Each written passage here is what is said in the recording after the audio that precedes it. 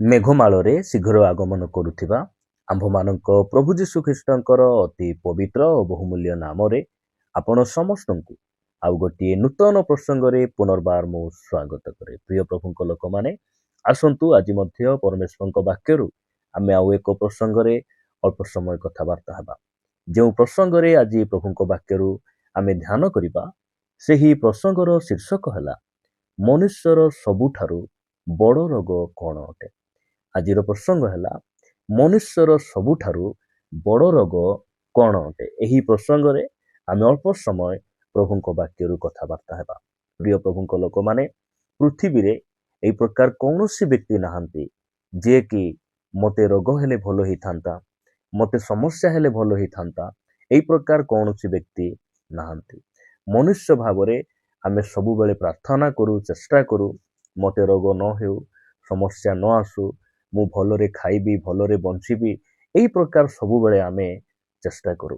ପ୍ରିୟମାନେ, ବଡ଼ ରୋଗ, ସେହି ସବୁ ରୋଗକୁ ବଡ଼ ରୋଗ ବୋଲି କୁହାଯାଏ ଯେତେବେଳେ ଡକ୍ଟର କହିବା ଅନୁସାରେ, ମେଡିକାଲ ସାଇନ୍ସ ଅନୁସାରେ ଜଣେ ବ୍ୟକ୍ତିଙ୍କୁ ଯେତେବେଳେ ବ୍ରେନ୍ ଟ୍ୟୁମର ହେଇଯାଏ, ହାର୍ଟ ଆଟାକ୍ ହେଇଯାଏ, ଜଣେ ବ୍ୟକ୍ତିଙ୍କୁ cancer, blood cancer, liver problem, kidney problem, ଏହିସବୁ ରୋଗକୁ ବଡ଼ ରୋଗ ବୋଲି କୁହାଯାଏ। ଏହି ଦିନମାନଙ୍କରେ ଆପଣ ନିଶ୍ଚିତ ଭାବରେ ନ୍ୟୁଜ୍ ଚ୍ୟାନେଲ, ସୋସିଆଲ ମିଡ଼ିଆରେ ଆପଣ ଗୋଟେ ବିଷୟ ଭାଇରାଲ ହେବାର ଦେଖିପାରୁଥିବେ, ଶୁଣିପାରୁଥିବେ ଯେ ସେଇ ବିଷୟ ହେଲା ହ୍ୟୁମାନ ସାଗରଙ୍କର ସ୍ୱାସ୍ଥ୍ୟ ବିଲକୁଲ ଭଲ ନାହିଁ। ହ୍ୟୁମାନ ସାଗର ସେ ପୀଡ଼ିତ ଅବସ୍ଥାରେ ଅଛନ୍ତି ଏବଂ ଡକ୍ଟର କହିବା ଅନୁସାରେ, ନ୍ୟୁଜ୍ ଚ୍ୟାନେଲର ଖବର ଅନୁସାରେ ଆମେ ଜାଣୁଛୁ, ଦେଖୁଛୁ ଯେ ହ୍ୟୁମାନ ସାଗର ସେ କଟକର ଗୋଟିଏ ଘରୋଇ ହସ୍ପିଟାଲରେ ସେ ଟ୍ରିଟମେଣ୍ଟ ହେଉଥିଲେ। ତାଙ୍କର ସ୍ୱାସ୍ଥ୍ୟ ଭଲ ନାହିଁ ଏବଂ ତାଙ୍କର ସ୍ୱାସ୍ଥ୍ୟ ଅବସ୍ଥା ଅଧିକ ଖରାପ ହେବାରୁ ତାଙ୍କୁ ଭୁବନେଶ୍ୱର ଏମ୍ସ ହସ୍ପିଟାଲକୁ ରେଫର କରାଯାଇଛି ଏବଂ ସେ ବହୁତ ସିରିୟସ୍ କଣ୍ଡିସନରେ ଅଛନ୍ତି।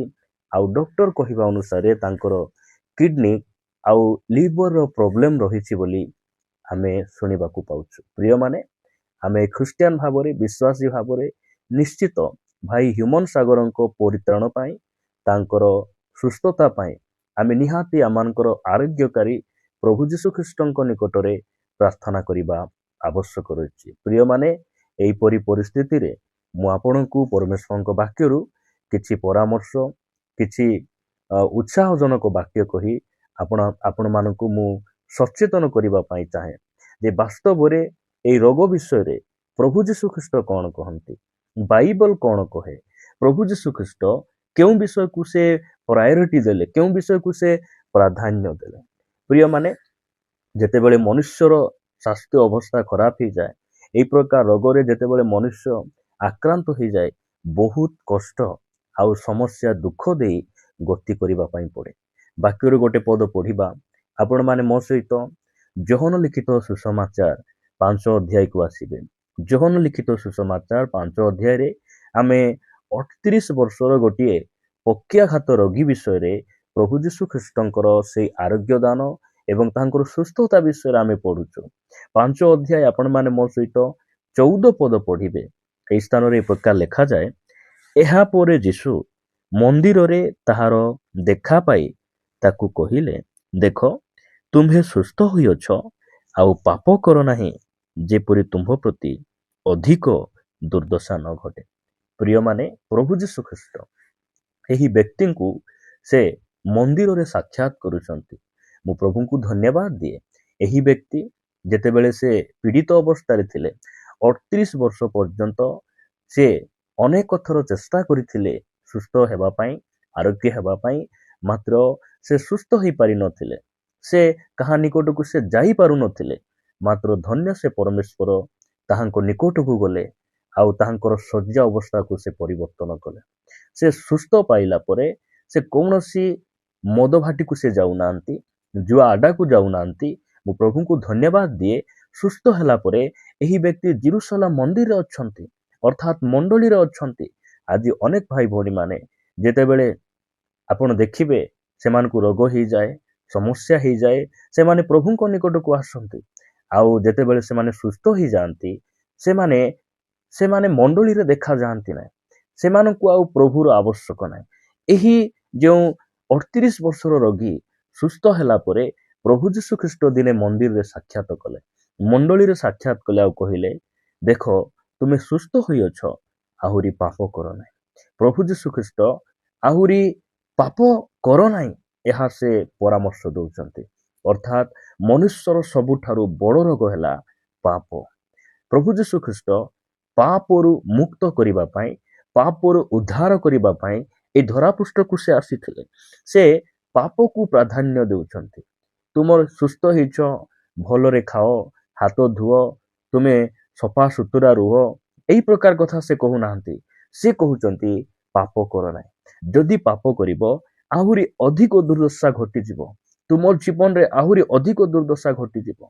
ପ୍ରିୟମାନେ, ରୋଗ ମନୁଷ୍ୟର ଶରୀରକୁ ନଷ୍ଟ କରେ, କିନ୍ତୁ ପାପ ମନୁଷ୍ୟର ଆତ୍ମାକୁ ନଷ୍ଟ କରେ। ରୋଗ ମନୁଷ୍ୟର ଶରୀରକୁ କ୍ଷଣିକ ଦୁଃଖ ଦିଏ, ମାତ୍ର ପାପ ମନୁଷ୍ୟର ଆତ୍ମାକୁ ଅନନ୍ତ କାଳର ଯନ୍ତ୍ରଣାରେ ପକାଇ ଦିଏ। ସେଥିପାଇଁ ପ୍ରଭୁ ଯୀଶୁ ଖ୍ରୀଷ୍ଟ ସେ ରୋଗକୁ ପ୍ରାଧାନ୍ୟ ଦେଉନାହାନ୍ତି, ସେ ପାପକୁ ସେ ପ୍ରାଧାନ୍ୟ ଦେଉଛନ୍ତି। ପ୍ରିୟ ପ୍ରଭୁଙ୍କ ଲୋକମାନେ, ଆଜି ଖ୍ରୀଷ୍ଟିଆନ ସମାଜରେ ଆମେ ଏହା ମନେ ରଖିବା ଆବଶ୍ୟକ ରହିଛି। ପ୍ରତ୍ୟେକ ମନୁଷ୍ୟ ନିମନ୍ତେ ଏହା ଗୁରୁତ୍ୱପୂର୍ଣ୍ଣ ଅଟେ ଯେ ଆମେ ଯେପରି ଧର୍ମ ଜୀବନ ଯାପନ କରିବା। ପାପ ମନୁଷ୍ୟକୁ ଅନନ୍ତ କାଳର ନର୍କକୁ ନେଇଯାଏ। ଆମେ ଏହିସବୁ ବିଷୟରେ ସଚେତନ ହେବା ଆବଶ୍ୟକ ରହିଛି। ପ୍ରଭୁ ଯୀଶୁ ଖ୍ରୀଷ୍ଟ ପାପକୁ ସେ ପ୍ରାଧାନ୍ୟ ଦେଲେ। ପାପ ମନୁଷ୍ୟର ସବୁଠାରୁ ବଡ଼ ରୋଗ ଅଟେ। ସେଥିପାଇଁ ସାଧୁ ପାଉଲ ରୋମିଓ ମଣ୍ଡଳୀ ନିକଟକୁ ସେ ପତ୍ର ଲେଖିଲା ବେଳେ ସେ ଗୋଟେ କଥା ଲେଖିଲେ ଆଉ କହିଲେ 6:23 କାରଣ ପାପର ବେତନ ମୃତ୍ୟୁ, କିନ୍ତୁ ଈଶ୍ୱରଙ୍କ ଅନୁଗ୍ରହ ଦାନ ଆମ୍ଭମାନଙ୍କ ପ୍ରଭୁ ଖ୍ରୀଷ୍ଟ ଯୀଶୁଙ୍କ ସହଭାଗିତାରେ ଅନନ୍ତ ଜୀବନ ଅଟେ। ପ୍ରଭୁଙ୍କର ଗୌରବ ହଉ। ପ୍ରିୟମାନେ, ପାପର ବେତନ ମୃତ୍ୟୁ। ଏହା କି ପ୍ରକାର ମୃତ୍ୟୁ? ଅନନ୍ତ କାଳର ମୃତ୍ୟୁ, ଆତ୍ମାର ମୃତ୍ୟୁ, ଦ୍ୱିତୀୟ ମୃତ୍ୟୁ ବୋଲି ଏହାକୁ ବାଇବଲ କହେ। ପ୍ରଭୁ ଆମମାନଙ୍କୁ ଅନୁଗ୍ରହ କରନ୍ତୁ, ଆମେ ପାପ ନ କରି ଆମେ ପବିତ୍ର ଜୀବନ ଯାପନ କରିବା ଏବଂ ମୃତ୍ୟୁ ପରେ ମଧ୍ୟ ଆମେ ଏକ ଆଲୋକିତ ଜଗତ, ଏକ ଅନନ୍ତ କାଳର ସୁଖରେ ଆମେ ବିଶ୍ରାମରେ ଆମେ ପ୍ରବେଶ କରିବା। ଏହା ପରମେଶ୍ୱର ଚାହାନ୍ତି। ପ୍ରିୟ ପ୍ରଭୁଙ୍କ ଲୋକମାନେ, ଆପଣ ଯେତେ ଭଲ ଖାଇଲେ ମଧ୍ୟ, ଯେତେ ଭଲ ପିନ୍ଧିଲେ ମଧ୍ୟ ଗୋଟେ ଦିନ ସୁନିଶ୍ଚିତ ମୃତ୍ୟୁ ହେବ। ଆମେ ଅନେକ ସମୟରେ ମରିବା ପାଇଁ କେହି ମଧ୍ୟ ଇଚ୍ଛା ନ କରୁ, ତଥାପି ଆମେ ମୃତ୍ୟୁବରଣ କରିବା ଯେ ସୁନିଶ୍ଚିତ। ଶରୀରରେ ନିଶ୍ଚିତ ଭାବରେ ରୋଗ ଆସିବ। ରୋଗ ଆସିଲେ ବି ଗୋଟେ ଦିନ ଆମେ ମୃତ୍ୟୁବରଣ କରିବା, ରୋଗ ନ ହେଲେ ବି ଗୋଟେ ଦିନ ଆମେ ସୁନିଶ୍ଚିତ ଭାବରେ ଆମେ ମୃତ୍ୟୁବରଣ କରିବା। କିନ୍ତୁ ମୃତ୍ୟୁ ପରେ ଆମେ ଅନନ୍ତ କାଳ କୋଉଠି ରହିବା, ଏଇଟା ହେଉଛି ମନୁଷ୍ୟ ନିମନ୍ତେ ଗୋଟେ ବହୁତ ବଡ଼ ପ୍ରଶ୍ନ। ପ୍ରିୟମାନେ, ଏଇ ଜଗତ ଛାଡ଼ିଗଲା ପରେ ଆହୁରି 2ଟି ଜଗତ ରହିଛି। ଏହି ଜଗତ ଛାଡ଼ିଗଲା ପରେ ଗୋଟେ ବାସ୍ତବ ଆରମ୍ଭର 2ଟି ଜଗତ ରହିଛି। ହେଇପାରେ ସେଇ ଜଗତ କାହା ନିମନ୍ତେ ଅନନ୍ତ କାଳ ନର୍କର ଜଗତ, ଆଉ କେତେକଙ୍କ ନିମନ୍ତେ ଅନନ୍ତ କାଳ ସ୍ୱର୍ଗର ଜଗତ। ସେଥିପାଇଁ ଆମକୁ ପାପ ପ୍ରତି ଆମେ ସାବଧାନ ହେବା ଆବଶ୍ୟକ ରହିଛି। ଯଦି ଏହି ଜଗତରେ ଆପଣ ଅଛନ୍ତି, ଆପଣଙ୍କୁ ରୋଗ ଆସିଲା, ସମସ୍ୟା ଆସିଲା, ଆପଣ ଧର୍ମ ଜୀବନ ଯାପନ କଲା ପରେ ମଧ୍ୟ ଆପଣ ଅଭାବ ଦେଇ ଯାଉଛନ୍ତି, ଆପଣଙ୍କ ଶରୀର ରୋଗ ଛାଡ଼ୁନାହିଁ, କୌଣସି ଅସୁବିଧା ନାହିଁ।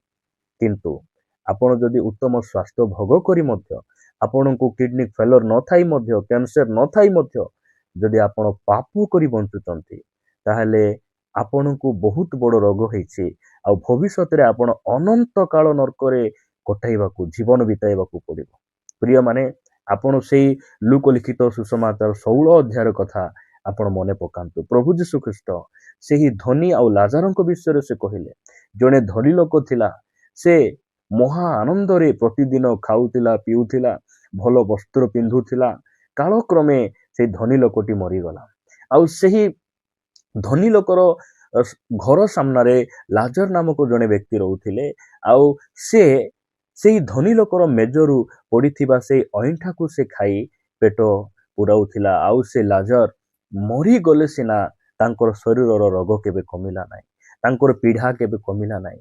କିନ୍ତୁ ସେହି ଲାଜର ମୃତ୍ୟୁବରଣ କଲା ପରେ ବାଇବଲ କହେ ଯେ ତାହାଙ୍କୁ ଦୂତମାନଙ୍କ ଦ୍ୱାରା ଅବ୍ରାହମଙ୍କ କୋଳକୁ ତାହାଙ୍କୁ ନିଆଗଲା। ପ୍ରିୟମାନେ ସେଇ ଧନୀ ଲୋକଙ୍କର ମଧ୍ୟ ମୃତ୍ୟୁ ହେଲା ଆଉ ସେ ନରକ ଯନ୍ତ୍ରଣାରେ ପଡି ସେ କଲବଲ ହେଲେ। ଆଉ 16 ଅଧ୍ୟାୟ ତାର 30 ପଦରେ ସେ କହିଲେ, ଲୁକ ଲିଖିତ ସୁସମାଚାର 16 ଅଧ୍ୟାୟ 30 ପଦରେ ଲେଖାଯାଉଛି, ସେଥିରେ ସେ କହିଲା, ଅର୍ଥାତ୍ ସେ ଧନୀ ଲୋକ କହିଲା, କୋଉଠିରୁ କହିଲା? ନର୍କରେ ଥାଇ କହିଲା, ହେ ପିତା ଅବ୍ରାହମ, ତାହା ଯଥେଷ୍ଟ ନୁହେଁ, ମାତ୍ର ଯଦି ମୃତମାନଙ୍କ ମଧ୍ୟରୁ ଜଣେ ସେମାନଙ୍କ ନିକଟକୁ ଯିବ, ତାହେଲେ ସେମାନେ ମନ ପରିବର୍ତ୍ତନ କରିବେ। ତାଙ୍କ ପରିବାରରେ 5ଟି ଭାଇ ଅଛନ୍ତି, ପରିବାରର ଲୋକ ଅଛନ୍ତି, ସେମାନେ ମଧ୍ୟ ମନ ପରିବର୍ତ୍ତନ କରିନାହାନ୍ତି। ପ୍ରିୟମାନେ, ଆମର ମନ ଯଦି ପରିବର୍ତ୍ତନ ହେବ ନାହିଁ, ଆଜି ଆମେ ପରିତ୍ରାଣ ପାଇବା ନାହିଁ ଏବଂ ଆମେ ପାପ କରି କରି କରି ଯଦି ଆମେ ମରିଯିବା, ତାହେଲେ ସେଇ ବଡ଼ ରୋଗ ଠାରୁ ଆଉ ଦୁନିଆର ବଡ଼ ରୋଗ କିଛି ନାହିଁ। ସେହି ଲାଜରଙ୍କୁ ମଧ୍ୟ ଲୋକ କହୁଥିଲେ, ଏ ବହୁତ ବଡ଼ ରୋଗୀ, ଏ ପାପ କରିଥିବ, ଏ ମନ୍ଦ କରିଥିବ। ନାହିଁ ମୋର ପ୍ରିୟମାନେ, ମୃତ୍ୟୁ ପରେ ଲାଜରର ପରିସ୍ଥିତି ବଦଳିଗଲା। ମୃତ୍ୟୁ ପରେ ଭବିଷ୍ୟତ ବଦଳିଗଲା। ଆମମାନଙ୍କ ଜୀବନରେ ମଧ୍ୟ ସେଇ ପ୍ରକାର ହେଇପାରେ। ଏଇ ଜଗତରେ ଆମେ ଅଭାବ ଦେଇଯାଉ, ରୋଗ ଦେଇଯାଉ, ମାତ୍ର ଆମ ପାଖରେ ପାପ ନଥାଉ। ଆମେ ପବିତ୍ର ଜୀବନ ଯାପନ କରିବା, ଯୀଶୁଖ୍ରୀଷ୍ଟଙ୍କ ପରି ଆମେ ଧର୍ମ ଜୀବନ ଯାପନ କରିବା। ଆଉ ମୃତ୍ୟୁ ପରେ ଆମମାନଙ୍କର ପ୍ରକୃତ ଗୋଟେ ବିଶ୍ରାମ ସ୍ଥାନ, ଅର୍ଥାତ୍ ଅବ୍ରାହମଙ୍କ କୋଳ, ଅର୍ଥାତ୍ ସ୍ୱର୍ଗକୁ ଆମେ ସିଧା ଯିବା।